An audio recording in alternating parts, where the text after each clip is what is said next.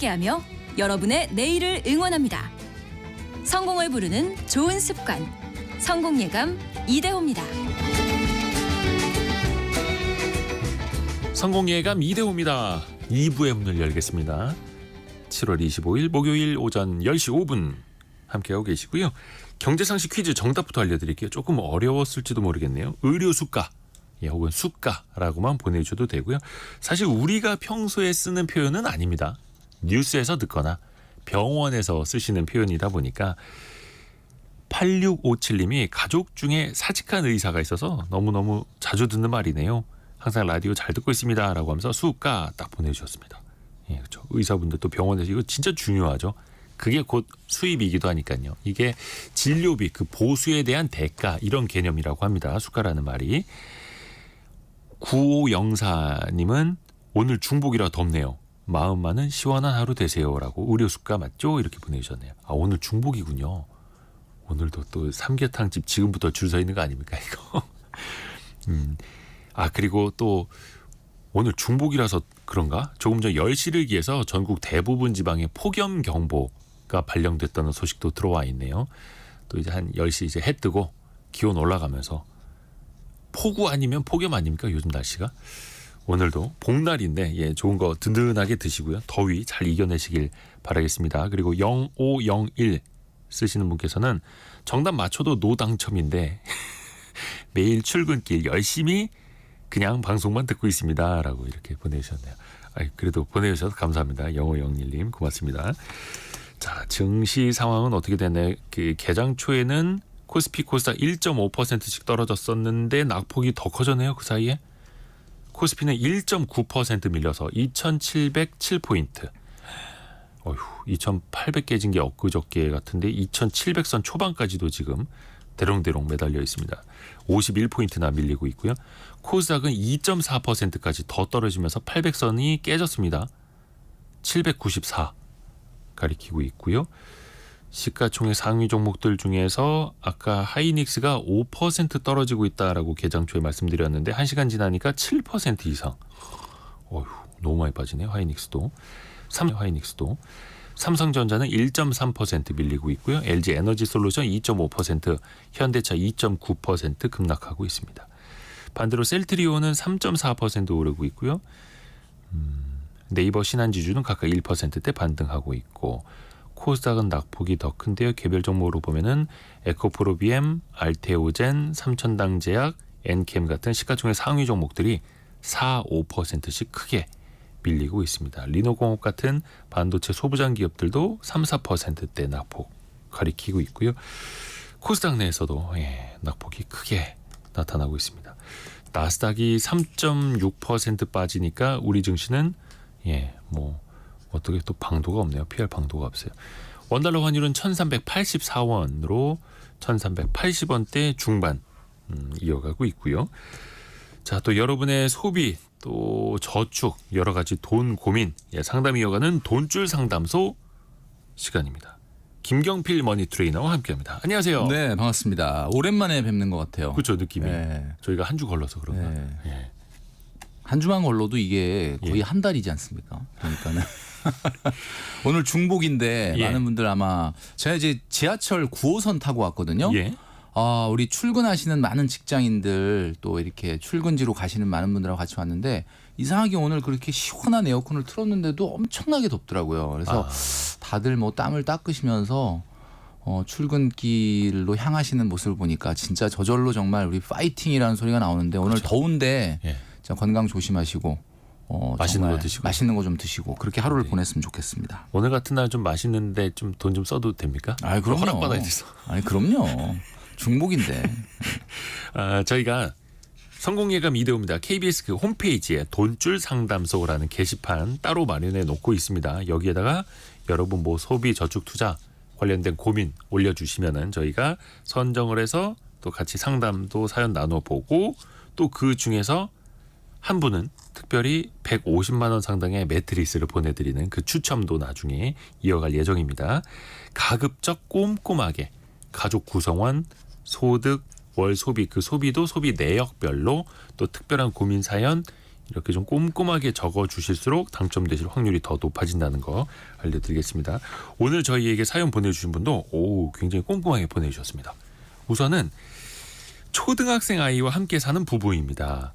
3인 가족이에요. 남편 혼자 외벌 일을 하고 있고 한 달 수입은 400만 원 정도입니다. 그리고 중요한 건 아이가 중학생이 되기 전에 이사를 하고 싶은데 문제는 돈이 안 모입니다. 어떻게 해야 할까요? 이렇게 시작하는 사연이거든요. 근데 이분들의 일단은 수입이 월 400만 원입니다. 근데 어디에다가 돈을 많이 쓰는가 봤더니 식비. 근데 식비가 200만 원 정도다라고 하셨는데 이게 좀 편차가 큰 것 같더라고요. 월별로. 네. 이게 사실 3인 가구 최저 생계비가 282만 원이고요. 거기서 식비가 차지하는 비중이 굉장히 크거든요. 네. 식비를 적어달라고 했을 때 월 100이다 200이다가 아니라 100에서 200이다라고 이야기하셨다는 거는 네. 우리 청취자 여러분들이 어떻게 생각하실지 모르겠지만 예산이 없다라는 뜻입니다. 구체적으로 잘 따지지 않는다. 그렇죠. 그러니까 이게 좀 전에 말씀하셨던 것처럼 왔다 갔다 한다는 거는 뭐 특별한 어떤 예산 개념이 좀 없다. 그러니까 사실 지금 우리 3인 가구에 400만 원 소득이다. 그러면 생각하기에 따라서는 많은 분들이 이제 자기 상황에 맞춰서 보면은 많다 적다 이렇게 생각하실 수는 있는데 최근에 올라간 물가를 생각하면은 사실은 소득이 뭔가 아이가 커감에 따라서 좀 압박을 받을 수 있는 소득인 거는 맞아요. 그래서 그러다 보니까 우리가 이제 식비가 지금 차지하는 비중이 굉장히 크다는 건데 네. 뭐 원래 이제 엔겔 지수라는 것이 소득이 높을수록 낮아지고 오히려 소득이 낮아질수록 엔겔 지수는 높아지지 않습니까? 네. 그러다 보니까 그런데 이제 저희가 뭐 그렇다고 해서 이제 뭐 마냥 이해만 우리가 할 수는 없는 거고 좀 말씀드리고 싶은 게 네네. 물가 탓을 하기에는 좀 이제는 이 물가라고 하는 이야기가 지금 이야기 나온 지가 2년이 넘었거든요. 예. 이제는 자꾸 물가 이렇게 얘기하면 안 된다라고 생각을 해요. 근데 우리가 뭐 물가를 어떻게 뭐 내릴 수도 없고 그렇죠. 빨리 적응을 하고 맞습니다. 우리만의 방법을 찾아야죠. 네, 그래서 이게 500만 원 미만의 가정이라 그러면은 식생활비는 30% 넘어가면 안 됩니다. 네, 그러니까 30%라고 한다면은 뭐 최대 진짜 여기 이제 아이가 있으니까 35%까지 잡는다 그래도 175만 원이거든요. 175만 원. 네. 이게 35%까지 잡아준 거예요. 30%면은 뭐 사실은 그거보다 훨씬 더 적은 금액이 되겠죠. 175만 원인데 이게 270끼. 그러니까 3명이 먹는 걸로 나눠 보니까 얼마가 나오냐면 끼니까지 곱하신 한 거예요? 끼당 6,481원이 나옵니다. 6,481원. 지금 얼마 전에 인터넷에 나온 거 보니까 굉장히 아주 그 럭셔리한 그 급식 네. 이런 것들이 한번 소개된 적이 있었는데 인터넷에 그게 평균 단가가 4,300원인가 그렇다고 하더라고요. 그거는 이제 네. 생산 단가 개념으로. 네. 예. 그래서 그러다 보니까 그 6,481원 정도 이거 상당히 충분한 숫자거든요. 그러니까 집밥이라면 집밥이라면 뭐 매번 우리가 모든 걸 외식 배달 시키지는 않잖아요. 그러니까는 제일 중요한 건 일단 식비를 예산을 꼭 만드셔라라고 말씀을 좀 드리고 싶습니다. 예산을 잡아서 그 안에서 분배를 해보는 것도 그렇죠. 또 그러면은 연습이 필요하고요. 평상시에는 조금 이렇게 밥을 평범한 밥을 먹다가 또 어쩔 때는 또 굉장히 좀 특별한 밥을 먹을 수도 있는 거잖아요. 삼계탕 먹어야 돼요. 네, 이런 식이 돼야 되는데 예산이 없다 보면 너무 들쑥날쑥해질 수 있다는 거죠. 우리 청취자 여러분들은 혹시 식비 예산이 정확하게 있으신지 한번 꼭 좀 점검해 보시면 좋을 것 같습니다. 근데 이게 매월 또 매일 쓰는 식비 예산인데도 관리하기가 참 귀찮기도 하고 어렵기도 해요. 맞아요. 머릿속에도 잘 안 들어오고. 이 세상에 중요한 일과 긴급한 일이 있는데 예. 사실 중요한 일부터 해야 됩니다. 이 식비 예산 잡는 건 중요한 일이거든요. 근데 중요한 일의 항상 특징은 뭐냐면 별로 안 긴급하다는 특징이 있어요. 그렇죠. 그럼 매달 쓰는 네, 돈이니까. 그럼 뭐 다음 달부터 하지 뭐 이렇게 되다 보면 계속 미뤄질 수밖에 없다는 거죠. 아이고, 네.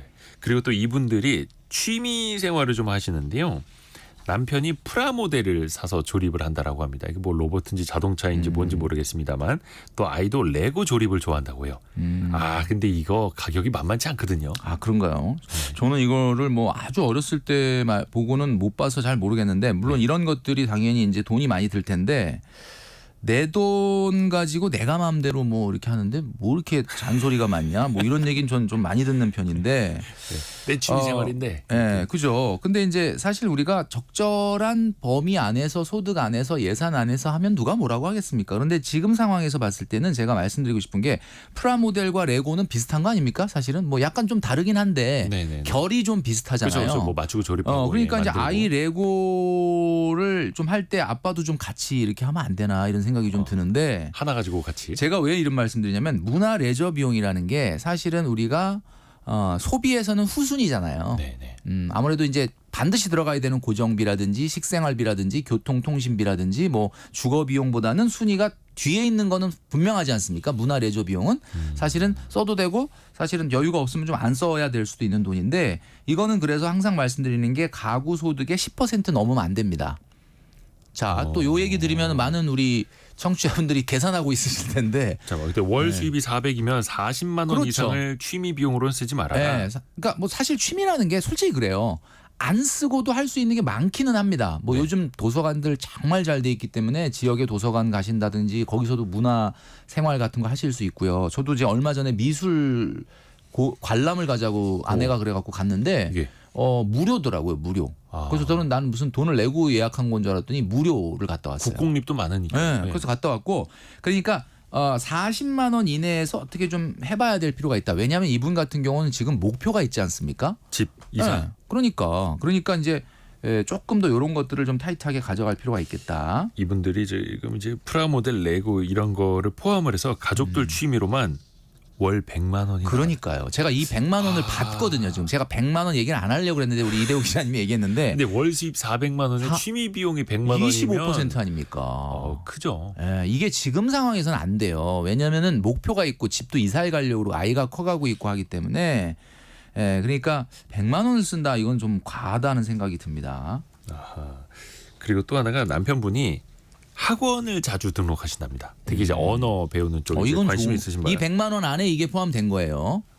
그럴까요? 그렇겠죠. 이게 사실 문화 레저 비용 이게 만약에 또 학원 다니는 별도로 거를 취미라고 표현하진 않지 않나요? 그런가요? 그러면 이건 또 더 문제인데 이건 100만 원 또 취미 비용 또 쓰고 또 학원 등록을 하는데 여기 이렇게 써주셨거든요. 학원 가서 공부한다는 건 너무 좋은 거 아니냐. 네네. 미래에 자기의 어떻게 소득을 좀 성장시킬 그쵸. 수 있는 밑거름이 될 수도 있고 그런데 이분이 여기다 뭐라고 쓰냐면 자꾸 포기하고 새로 등록하고 자꾸 딴 걸 한다. 그러니까 중국어 했다 일본어 했다가 그렇죠. 영어 했다가 뭐 이렇게 요 얘기를 하니까 좀 근데 이제 우리가 이 세상에 우리가 보고 있는 성공이라는 열매는 모든 것이 다 그렇지만은 반복의 결과물입니다. 반복의 결과물. 공부도 운동도 저축도 그러니까 뭐 우리가 운동선수가 나와서 굉장히 멋있는 경기를 딱 보여주고 들어가면 야 멋있다 그러는데 사실은 그 선수는 그걸 보여주기 위해서 뒤에 보이지 않는 수만 시간을 계속 반복했을 거란 말이에요. 그렇죠. 그러니까 이제 언어도 마찬가지니까 뭔가 하나 진드건이 이렇게 좀 하실 필요가 있을 것 같아요. 그러니까 여러 가지 언어를 짧게 하는 게 아니라 맛만 보는 게 아니라 한 맞아요. 가지 언어를 깊이 파봐라. 그리고 이게 학원비도 어떻게 좀 줄일 수 있는 방법이 있을까요? 학원비 자체를. 학원을 끊어야죠.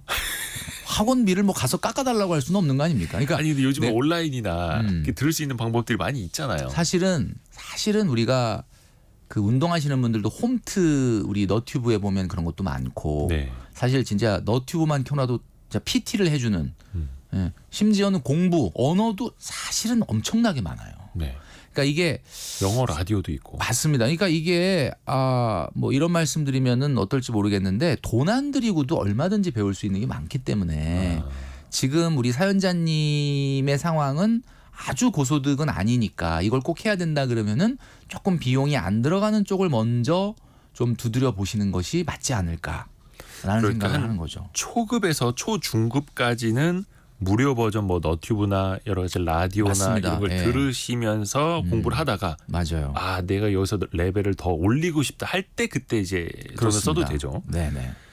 그 또 하나 이게 비슷한 게 헬스장 같은 경우에도 1년치 미리 끊어놓는 사람들 있지 않습니까? 이게 일부러 끌어놓는 것도 있어요. 본인이 작심삼일이 될까봐 예. 일단 1년치 끊어놓으면 내가 아까워서라도 하지 않겠느냐 이런 마음이 드는데 이제 몇 달 지나면 아까워도 그냥 안 가더라고요.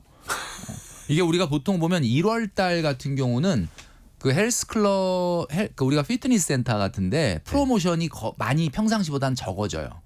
왜 그러냐면은 뭐 연초에 특별히 안 많아서 해도 많이 오니까. 예. 그래서 우리가 그 제뉴얼 이펙트라 그래갖고 1월 효과라고 하지 않습니까? 1월 되면은 일단 담배 판매량이 급감을 하고요. 예. 소주 판매량도 급감을 합니다. 연초에. 그리고 그 다음에 아시겠지만 헬스클럽의 등록 인원수가 대폭 늘어나는데 요게 한 3월쯤 되면 안 팔린 것까지 더 팔린다는 얘기가 있더라고요. 그러니까 술 안 팔리고 1월에 담배 안 팔리다가 다시 그리고 헬스클럽도 한 3월 정도 되면 이제 조금 인원이 줄고. 그러니까 저는 이렇게 생각합니다. 이거는 뭐 나쁜 건 아니라고 봐요. 왜냐하면 작심삼일이라는 거는 인간의 어떻게 보면 본능인데 네. 작심삼일을 계속 작심을 해서 네. 작심삼일 100번. 그렇게 해갖고 한 100번 하면 1년 가지 않겠냐. 뭐 그런 마인드도 저는 나쁘지는 않다고 봅니다. 저축도 그렇게 하는 경우가 많거든요. 그래서 네네네. 어쨌든 파이팅입니다. 예. 결론이 어쨌든 파이팅. 네. 계속 해야죠 뭐. 그렇죠. 그래서 약간 책도 일부러 내가 선물 받은 책은 안 읽게 된다. 내 돈 주고 18,000원, 2만 원짜리 사야 읽는다. 이런 분들도 있는데 이게 본인한테는 어떤 심리학적으로 막 장치가 될 수도 있을 텐데 예. 효과가 어느 정도 있다고 봅니다. 끝까지 좀 해내시길 바라겠고요. 아내분의 취미는 야 이거 특이합니다. 소액 결제가 취미시라는데요. 그래서 10,000원 이하 뭐 샴푸, 바디로션, 휴지, 밀키트, 아이옷, 뭐 장신구, 고무줄, 아니 고무줄을 사는 게 취미인가? 아무튼 액세서리 등등 정말 몇천 원짜리 있죠. 이런 걸 사는 게 취미라고 하시네요. 아마 우리 청취자분들 중에서도 나도 그런데라고 얘기하시는 분들이 많을 것 같은데 이 소액 결제라는 게 제가 봤을 때 여기 나와 있는 품목들을 보면 샴푸, 바디로션, 휴지 이런 것들은 그래도 어쨌든 생활에 꼭 필요한 거니까 다행인데 우리 아이들 같은 경우는 이제 1,000원, 2,000원 주면은 가서 뽑기를 하지 않습니까? 뽑기 하면은 그렇게 공룡 알 같은 데가 뭐가 나오는데 딱 물건을 보면은 사실은 그냥 다 쓸데없는 거 어른들이 보기에는 그냥 예쁜 쓰레기죠. 근데 아이들은 이제 그걸 언박싱하면서 뭔가 그 행복을 느끼잖아요. 그쵸. 그렇게 이제 그 언박싱에 중독이 되다 보면 이게 성인이 돼가지고 계속 택배를 시키고 필요하지도 않은 물건을 계속 시키면서 뜯는 재미 뭔가 이런 거에 중독이 될 수가 있는데 제가 봤을 때는 이게 내가 뭔가 갖고 싶다 저거 내가 내 손에 갖고 싶다라는 생각이 자꾸 들어서 뭔가 결제를 하시는 분들이 많은데 최근에 그 자동차 브랜드 독일 자동차 브랜드 중에 비사 있지 않습니까? 비사 광고가 바뀌었거든요. 네네. 그동안에는 뭐 성능이 뛰어나다, 안전하다, 뭐 편안하다, 뭐 럭셔리하다 이렇게 광고를 했는데 최근에 어떻게 광고 문구가 바뀌었냐면 여러분도 아마 보셨을 거예요. 광고 문구가 이렇게 바뀌었습니다. 반복되는 충동은 더 이상 충동이 아니다. 질러라. 이게 사라는 거죠. 이게 광고 문구거든요. 이게 무슨 뜻이냐라고 하면은 이미 비사는 자동차가 살만한 사람은 다 샀다는 뜻이에요. 그러니까 이제는 사면 안 되는 사람한테 팔아야 된다는 뜻인데 그런 의미가 있는 거네요. 사면 안 되는 사람은 필요를 느끼는 게 아니라 충동을 느끼거든요. 그러니까 내가 살만한 사람이면 그거를 그렇게 충동을 안 느낄 거 아닙니까? 그러니까 우리가 갖고 싶다라는 생각이 딱 들었을 때 여러분 딱 한번 1초만 생각해 보세요. 갖고 싶다라는 생각이 무슨 뜻일까요? 필요하지 않다. 그렇죠. 필요하지 않다는 뜻이에요. 네네. 왜냐하면 이 세상에 필요한 거는 갖고 싶다는 생각 자체가 안 듭니다. 예를 들면 우리 치약 갖고 싶다. 뭐 이런 거, 비누 갖고 싶다. 뭐 이런 생각해 본 적 있어요? 그러니까 지금 우리 그 아내분 칫솔 갖고 싶다 이러지 않죠. 칫솔 갖고 싶다 이런 거 생각 안 들잖아요. 그러니까 이게 결제 중독일 가능성이 많은 게 소비 중독이 아니라 결제 중독이라는 게 뭐냐면 여러분 이제 우리 청취자 여러분도 한번 해보십시오. 자기 월소득 있잖아요. 네네네. 자기 월소득의 1%가 얼마인지 한번 계산해 보세요. 자기 월소득의 1%. 만약에 예를 들면 500만 원인 분 같은 경우는 5만 원. 5만 원 정도 되죠. 5만 원. 네. 그죠? 그러면은 5만 원인가요? 네. 5만 원이구나. 1%. 나 5천 원이 아니죠. 너무 많이 나왔네. 생각보다 많이 나왔죠. 0.1%입니다. 그러니까 0.1%. 제가 순간적으로 착각했는데 0.1%. 500만 원의 0.1%면은 5천 원이죠. 네네네.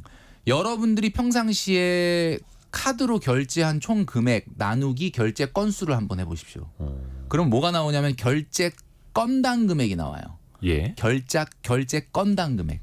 근데 결제 건당 금액이 자기 소득의 0.1%가 안 된다 그러면은 이거 결제 중독입니다. 그러니까 예를 들면 이런 거죠. 500만 원인 소득인 사람이 카드 금액을 썼는데 네. 그 카드 금액을 결제 건수로 나눠 보니까 한 건당 평균 5,000원이 안 되더라. 아, 이게 지금 좀 전에 이분이 뭐라 하냐면 뭐 바디로션, 휴지, 밀키트, 아이옷, 장신구, 고무줄, 액세서리 이게 사실은 우리가 흔히 얘기하는 그 다이땡 있지 않습니까? 다이땡. 그렇죠. 거기서 막 살 법한 그런 물건들을 계속 그 인터넷 쇼핑으로 사시는 분들이 있거든요. 그러니까 2, 3천 원 하면은 뭐 부담 없이 집어들다가 몇만 원어치 사게 되고. 네. 그래서 우리가 그 채소 마켓이 네. 뭐 최근에 코로나 때 굉장히 성장을 했었는데 직거래 중고. 예, 근데 이게 제가 봤을 때는 뭐 그게 순기능도 있지만 이제 우리가 어떻게 보면은 자꾸 그런 중고거래 마켓을 이용한다는 것은 거꾸로 얘기하면은 네. 사실 불필요한 물건을 너무 많이 산다는 뜻이에요. 그래서 그런 걸 한번 좀 점검해 볼 필요가 있지 않을까. 결국은 결제 건당 금액이 얼마인지 한번 여러분 좀 해보시면 좋을 것 같습니다. 결국은 내가 사서 쓰고 있지만 필요 없어서 또 중고로 팔게 되는 것도 있고 5,000원, 6,000원 이거 저렴하니까 내가 아껴서 이런 거 싼 거 사는 거야가 사실은 어떻게 보면 핑계일 수도 있고요. 꼭 필요한지를 다시 한번 체크를 해봐야 된다. 근데 또 하나가 예를 들어서 뭐 휴지나 샴푸나 이런 것도 이제 생필품이니까 네. 세일할 때 한 10만 원어치 이렇게 사서 막 쟁여놓을 수도 있잖아요. 안 썩으니까. 네, 썩지 네, 안 썩으니까. 휴지가 썩진 않죠. 근데 저는 그렇게 생각해요. 뭐 집이 굉장히 넓으시지 않다면 마트에 보관하고 쓰는 게 낫지 않을까요? 왜 집에 보관하고 쓸까? 전 사실 그게 그렇게까지 싸지 않아요. 아, 마트에 보관해라. 예. 마트에 보관해 두세요. 왜 집에 보관해 두시려고 합니까? 그리고 근데 뭐 예를 들면 막 음식물을 막 많이 사서 버리는 것보다는 뭐 나쁘지는 않다고 봅니다. 근데 항상 세일한다고 막 그러거든요. 예. 지금 사야지. 근데 한번 생각을 해보세요. 네. 막 세일한다. 야 이렇게 큰 세일을 하는데 지금 사놔야 되겠다. 네네네. 그럼 과연 나중에 그게 떨어졌을 때 갔더니 마트에서 세일 안 할까요? 이걸 잘 생각해 보면 세일을 안 하는 때가 있느냐 이런 생각이 드는 거예요. 만약에 뭐 30% 50% 세일한다. 막 이번 반값 할인한다. 저는 반값 할인한다 그러면 막 화가 나더라고. 예. 왜냐면 아니 그럼 그동안에 그 반값으로 팔 수 있었던 걸 왜 100% 받았던 거야 도대체. 이러면서 막 화가 나요 저는. 그리고 또 편의점도 사실은 1+1을 안 하는 시기가 없어요. 맞아요. 늘 1+1 그냥 두 개를 합니다. 팔 걸 괜히 하나에다가 1+1이다 이렇게 얘기하는 네. 겁니다. 여러분. 자, 그래서 쟁여놓고 싶은 상품은 마트에 보관하시라. 그러니까 사실 아르헨티나 같은 경우에는 자고 일어나면 물가가 계속 올라서 하이퍼 인플레이션. 월급이 나오는 날 그걸 다 써서 쟁여놔야 이득이라고 맞아요. 해요. 근데 그런 비정상적인 물가 수준이 아니라면 맞습니다. 예, 굳이 그러니까 이게 이렇게 사실은 쟁여놓을 필요는 없다. 인플레이션이 어느 정도 있어야 소비가 일어나잖아요. 너무 이제 일본처럼 디플레이션이 있으면은 아이 지금 사는 것보다 그냥 내년에 사는 게 싸다 그래가지고 소비가 안 일어나지 않습니까? 그쵸. 그러니까 뭐 적절한 인플레이션은 도움이 되는데 지금 상황에서 이 공산품 같은 경우는 그렇게 어마어마한 인플레이션이 무슨 뭐 아르헨티나처럼 일어나는 게 아니니까 네. 사실 이런 소비 습관을 이게 알면서도 들을 때마다 아 맞아 그러면서도 잘 안 되는데 이거를 제가 어떻게 고칠 수 있을지를 좀 오늘 청취자 여러분들에게 말씀드리려고 하는데 소비 습관을 고치는 방법이요? 소비 습관을 고치는 거. 네네네. 자 여러분 진짜 돈을 잘 모으고 돈 관리를 잘하는 사람과 그렇지 않은 사람의 가장 큰 차이가 뭐냐면 머릿속에 이 돈에 대한 생각 자체가 다른 게 네. 프라이빗 머니와 퍼블릭 머니라는 게 있습니다. 오, 전문 용어 같은데. 그러니까 프라이빗 머니는 말 그대로 그냥 사적인 돈이죠. 네. 뭐 내 돈이죠, 내 돈. 네. 퍼블릭 머니는 뭐냐? 그냥 공금이죠, 공금. 근데 이게 사실은 돈 잘 모으는 분들은 공금 의식이 있어요. 이게 공금 의식이라는 게 뭐냐? 여러분들 월급 타면 내 통장에 월급 들어오지 않습니까? 네. 그 월급 그 프라이빗 머니 아닌가? 내 다 거 내 돈이죠. 아닌가? 네. 이렇게 생각하는데 예를 들면 이런 거예요. 치킨집 사장님이 개업을 했는데 치킨을 열심히 튀기고 배달을 하고 막 하지 않습니까? 네. 그럼 과연 그날 매출, 비용, 수익 이런 거 장부에 기록할까요? 안 할까요? 해야 되는데. 해야 되는데 처음엔 좀 해요. 예. 근데 막 장사가 바빠지고 막 이러다 보면 나중에 안 해요. 네. 왜 안 할까요? 그냥 머릿속에 다 있다 이건가요? 머릿속에 있을 순 없죠. 이게 다 내 거라고 생각해서 안 하는 거예요. 그러니까 이게 다 어차피 내 거니까 내 돈 가게니까. 있으면은 그냥 내가 가져가면 되고 없으면 거기다 그냥 메워 넣으면 되는 거지 뭐 이렇게 생각하니까 이렇게 되다 보면은 뭐예요? 이 치킨집의 문제점이나 개선점이 안 보이게 되는 거지 않습니까? 그러다 보면 그냥 이러다가 장사가 안 되기 시작하면 아유 이게 장사가 안 되는구나 이렇게 생각하는 거죠. 자 그런데 만약에 이렇게 생각해 볼게요. 치킨집이 혼자 투자한 게 아니고 한 3명이 투자를 해줬어. 그래서 그 지분을 가지고 있다. 주식회사가 된 거죠.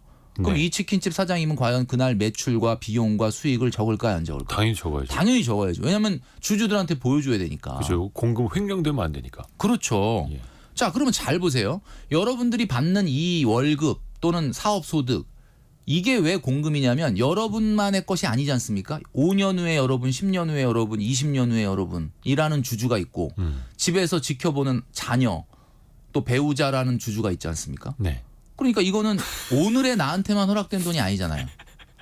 그러니까 이거를 여러분 이걸 공금이라고 생각해라. 공금이라고 생각해야 돼요. 그래서 공금이라고 생각을 하고, 그러니까 치킨집 사장님이 이렇게 하다 보면은 매출과 비용과 수익을 계속 적다 보면은 무슨 생각이 드느냐? 뭘 어떻게 개선해야 되겠구나, 뭘 좀 바꿔야 되겠구나라는 생각이 들지 않겠습니까? 그 치킨집은 그래서 잘 될 수밖에 없다. 자, 그럼 이걸 이제 우리의 오늘 사연자님의 생각으로 사례로 돌아오면 네. 늘 말씀드리는 거지만 제발 적어라. 써라. 적어라. 예. 옛날에 뭐 한창 유행하던 말 중에 적자 생존이라는 말이죠. 적어야만 생존할 수 있다. 네. 적자 생존. 자, 그러니까 한마디로 뭐냐. 늘 말씀드리지만 가계부를 적으세요. 손글씨로. 네. 뭐 하루에 딱 3분만 투자하시면 되는데 아까도 보면 식비가 뭐 100에서 200이다. 정확하게 얼마 쓰지? 이렇게 모르시고 문화레저비도 한 100만 원 쓰나? 이러시고 이게 이렇게 되다 보면은 굉장히 소득이 많은 사람은 상관없어요. 네네네. 그러니까 진짜 돈이 너무 많아가지고 밑에 돈이 숨을 못 쉰다. 뭐 이런 분들이야 뭐 안 적든 말든 상관없는데 우리가 일반적인 이런 경우에서는 이걸 적어야 된다. 그다음에 두 번째는 예산을 세워야 된다. 이 두 가지를 꼭 좀 말씀드리고 싶고 그다음에 이제 늘 말씀드리는 거지만 식생활비는 세 가지로 나눠서 예산을 만드셔야 됩니다. 뭐였죠? 세 가지? 식생활비의 세 가지 예산? 장 보는 거, 장보기. 직접 집에서 집밥 만드는 그렇죠. 거. 장보기 예산. 외식하는 거. 외식 예산. 예. 배달 예산. 배달도 따로. 네. 뭐 어차피 요즘 뭐 안 시킬 수는 없잖아요. 네. 그러니까 요렇게 좀 하셔야 되고 문화 레저 비용도 엄마 문화 레저 비용, 아빠 문화 레저 비용, 아이 문화 레저 비용으로 나눠서 사용을 해야 되는 거죠. 근데 이 사연자분께서 돈줄 상담소 그 게시판에 글을 올려주시면서 식비 100에서 200만 원, 취미 100만 이렇게 써주신 거 보니까 약간 의도적으로 김경필 멘토님한테 혼나고 싶은 것 같아요. 아, 그래요. 이 혼줄이 좀 나야 정신 차릴 것 옛날에 같다는 우리 학교 건. 다닐 때 선생님이 야 너 교무실로 오래 그러면 교무실 갔다 온 사람은 마음이 편한데 가기 전에는 상당히 불편하지 않습니까? 예. 일단 근데 혼날 땐 좀 짜증 나는데 딱 혼나고 나면 시원해요. 시원하지 않습니까? 그렇습니다. 이제 나 끝났지 이제. 이런 웃으면서 생각이. 다른 친구한테 야 그다음 너야. 그다음 너야. 너 빨리 가봐. 뭐 이렇게 되는 거죠. 근데 이 소비 습관도 결국은 내 돈과 공금이라는 개념을 좀 나누고 네. 그러니까 사람들이 그렇지 않습니까? 이제 꽁돈이야라는 생각 갖게 되면 바로 쓰게 되죠. 맞아요. 예, 근데 그런 생각을 좀 없애야 공금이라는 됩니다. 의식을 갖게 된다면 이 돈이 다 어딘가에 쓰여져야 될 어떤 항목이기 때문에 예. 함부로 안 하려고 하는 생각과 태도가 생깁니다. 그래서 여러분 조금 어렵더라도 시작해 보시기 바랍니다. 내가 장부를 적으면서 주식회사처럼 운영을 해야 된다. 그리고 이 사연자 부부는 아이까지 합쳐서 통신비가 세 명이 월에 4만 원이라고 합니다. 이거 훌륭하지 않습니까? 뭐 알뜰폰 같은 거 쓰시나 알뜰폰 보네요. 쓰시는 것 같아요. 네, 이런 그리고 건 너무너무 훌륭하죠. 몇 번 소개시켜드린 적이 있는데 요즘 알뜰폰 같은 경우에는 데이터 무제한도 3만 원 미만의 요금이 있거든요. 네. 그래서 유심칩만 갈아 끼우시면 되는 그렇죠, 거니까. 그렇죠. 또 OTT 구독료가 월 2만 원 정도. 요 정도면 뭐 이거는 뭐 굉장히 괜찮은 것 같아요. 그러니까 아까 말씀드렸던 식생활비 조금 구조 조정하시고 예산 세우시고 문화레저 비용을 지역의 도서관이라든지 문화행사에 참여하시면서 또 네. 운동을 하시면서 자전거와 산책을 하시면서 조금 줄이신다 그러면은 이분이 원하는 이제 다음번 이사 가려고 하는 목표 이런 것들 좀 머지않아 이룰 수 있지 않을까라는 생각을 합니다.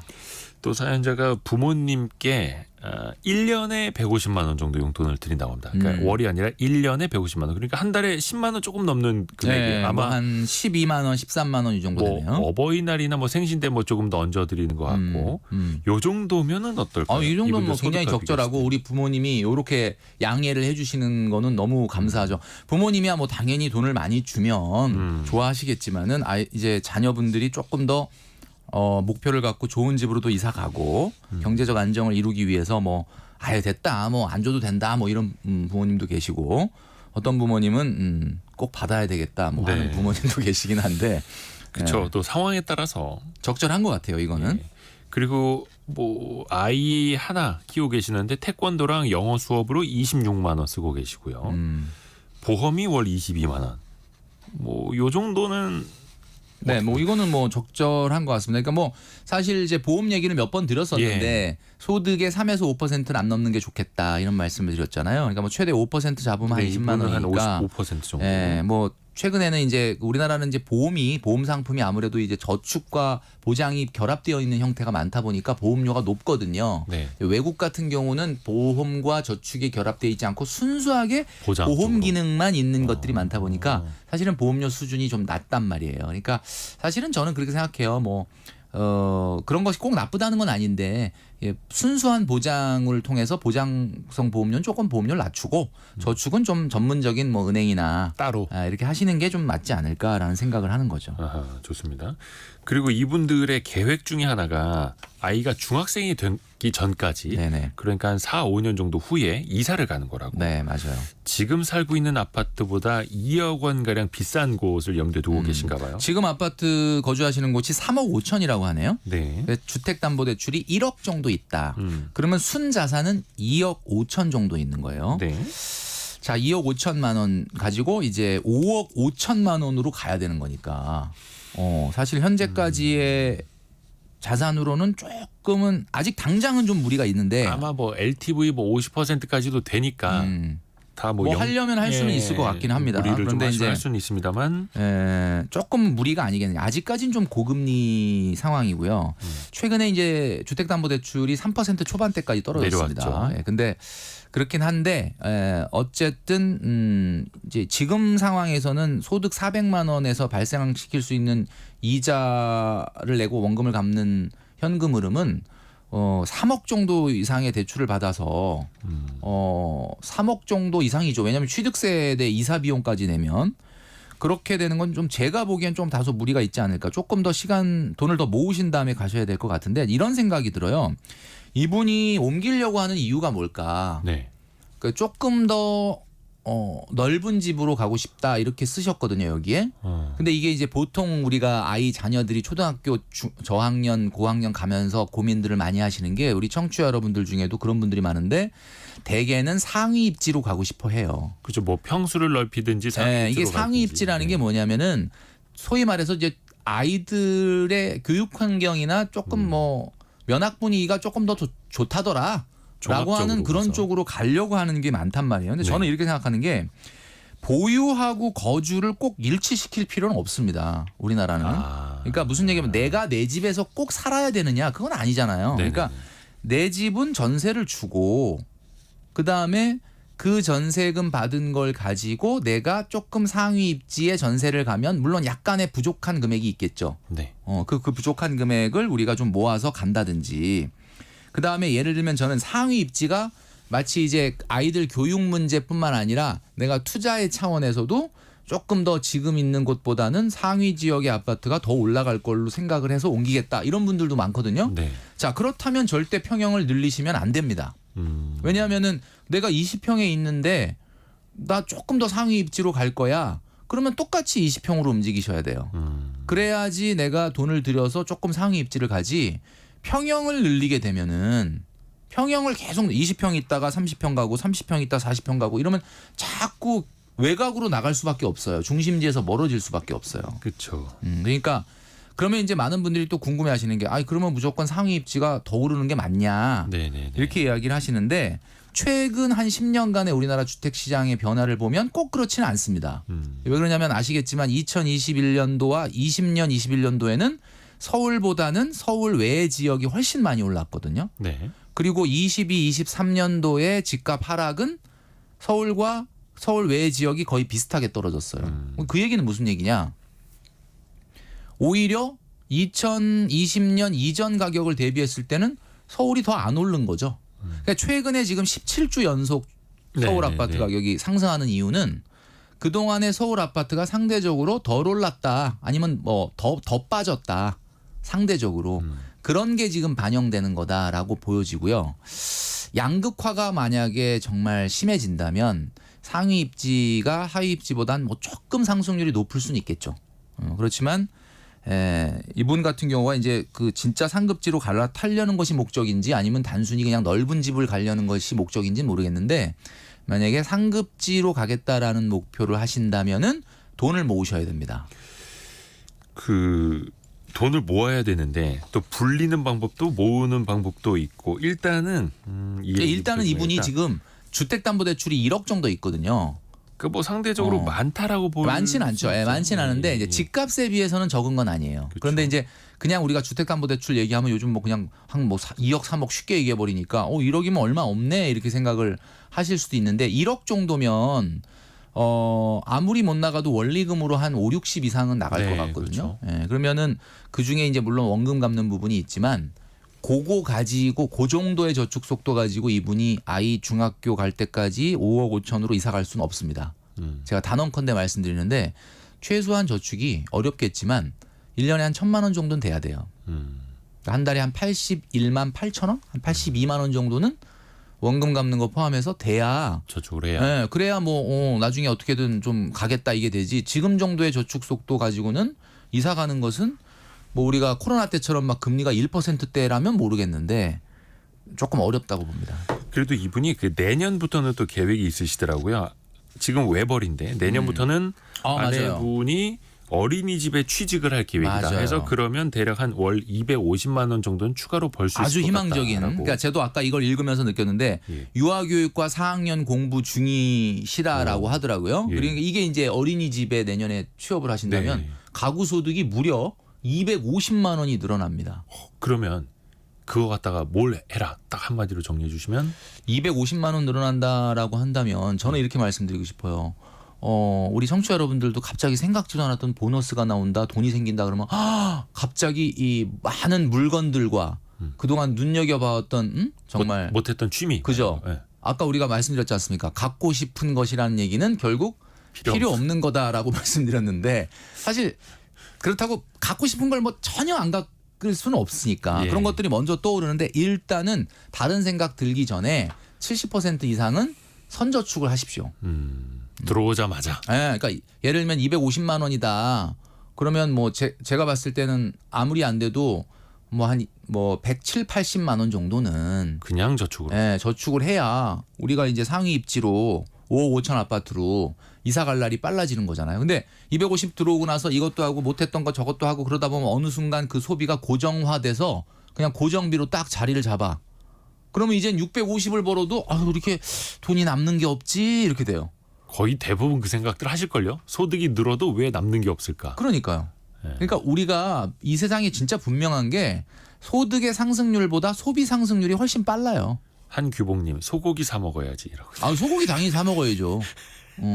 250 소득이 늘어났다. 소고기 당연히 사 소고기 먹어야죠. 한 번 더 사 먹을 수 있는데 일단은 예를 들어서 월급날이 25일이면 26일에 아예 그냥 저축 상품으로 바로 이체되도록. 그게 저는 맞다고 봅니다. 왜냐하면 그래야 우리가 보통 맞벌이 부부들 어른들이 옛날에 가장 많이 했던 얘기가 뭐죠?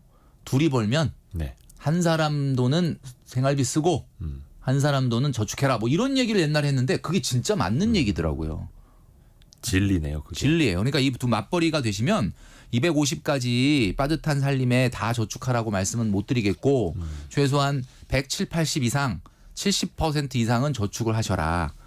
그래야 제가 봤을 때는 이 상위 입지로 아이가 중학교 가기 전에 이사 갈 수 있을 거다라고 말씀드리고 싶습니다. 이건 아직까지 이제 취업의 시간이 좀 남아 있긴 합니다만 미리미리 결연한 의지를 다져 놓으시면 더 좋을 미리 것 같고. 결혼한 의지를 다져 놓으시면 그러니까 소득의 증가는 어느 정도 예상이 되고 또 돈도 불려야 되는데 재테크도 잘 하셔야 되는데 남편분의 주식이 마이너스 50%라고 합니다. 한 4천만 원 정도 투자하고 계시는데 마이너스 50%고. 최근에 2022년도 이후에는 주식이 안 뭐 좋았죠. 국내든 해외든 다 그래도 많이 올랐는데 지금 상황에도 이렇게 막 마이너스 50% 있는 이런 분들이라는 건 참 그 어떻게 보면 이 투자들- 주식 쪽에는 좀 어찌 보면 제가 이런 말씀드리면 좋은데 좀 안 맞는 분이 아닌가. 근데 문제는 아내분께서 사연을 보내주셨는데 남편이 자꾸 물타기를 하려고 한다.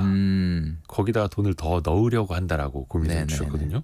이게 지금 주식으로 망해가는 프로세스 중에 세 번째인가요? 이게 물타기가 뭐 그런 정도 될 텐데 물타기를 하고 있다라는 것 자체가 네.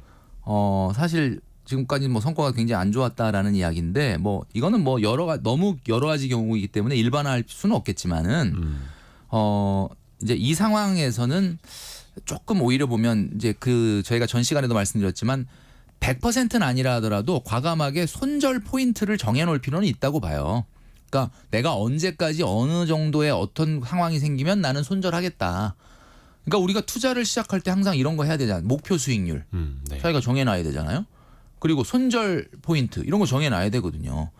투자 원칙이 있어야 내가 딱 결단을 내릴 수 있는데 이 어떤 원칙이 없으면 그때그때마다 그냥 그 기분에 따라서 움직이게 된다. 이렇게 상당히 위험하다라고 볼 수 있습니다. 원칙도 중요하고 항상 지금 시점에서 이 기업을 분석을 했을 때 과연 싼 주식인가 성장은 어떻게 될 것인가 그 이유를 본인이 아셔야 돼요. 그래서 남편분하고 같이 한번 토론을 해보세요. 맞아요. 지금 시점에 이 주식을 사야 하는 이유를 한번 토론을 해보시고요. 결국은 두 가지 아니겠습니까? 성장할 수 있느냐, 그다음에 충분히 비싸지 않으냐. 이거 두 가지를 검증을 하셔야 되는 거죠. 그렇죠. 그리고 이걸 항상 제3자의 관점에서 지금 이 가격에 이 주식을 추가로 살 것인가. 그러니까 올라가는 것도 마찬가지고 불타기도 마찬가지거든요. 그 시점에 한번 다시 제로 베이스로 판단을 해보시면 더 좋을 것 같습니다. 아이고 벌써 시간이 다 됐네요. 돈줄 상담소 오늘도 유익한 시간이었고요. 또 우리 KBS 일라디오 성공예감 이대호입니다. 홈페이지 안에 있는 돈줄 상담소 게시판도 많이 이용해 주십시오. 꼼꼼하게 글 올려주시길 부탁드리겠습니다. 김경필 머니트레이너 함께했습니다. 고맙습니다. 네, 감사합니다. 라디오 정보센터 다녀옵니다.